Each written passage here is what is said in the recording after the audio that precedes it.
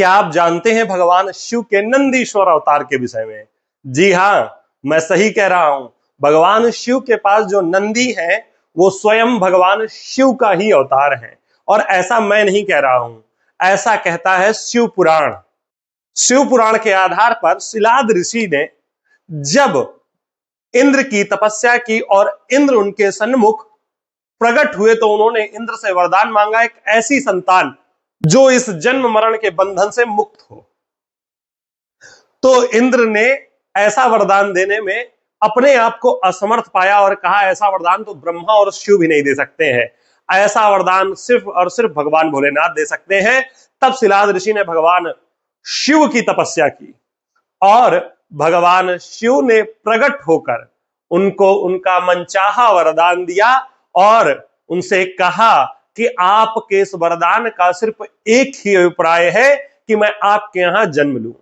तब शिलाद ऋषि के द्वारा यज्ञ के पश्चात भगवान शिव उनके यहां उत्पन्न हुए। शिलाद ऋषि के यहां दो ऋषि आए, तब उन्होंने उनकी संतान नंदी को देखा और कहा मुझे इनकी आयु आगे नहीं दिखाई देती है, पर मैंने ऐसा उद्भट विद्वान नहीं देखा।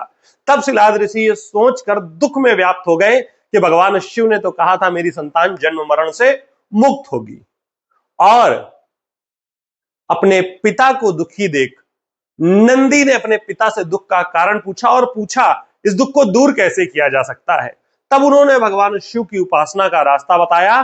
तब नंदी जी ने भगवान शिव की उपासना की और उनकी उपासना से प्रसन्न होकर भगवान भोलेनाथ ने उन्हें दर्शन दिए और उनको मनचाहा वरदान अर्थात अपनी सेवा प्रदान की।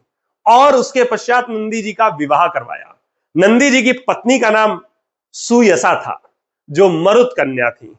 क्या आप ये जानकारियां नंदीश्वर से जुड़ी हुई जानते थे? अगर जानते थे तो हमें बताएं, और अगर नहीं जानते थे तो ऐसी जानकारियों के लिए आप हमसे हमारे चैनल सनातन विचार पर जुड़ सकते हैं। आप सभी से कल पुनः मुलाकात होगी, तब तक के लिए राधे राधे।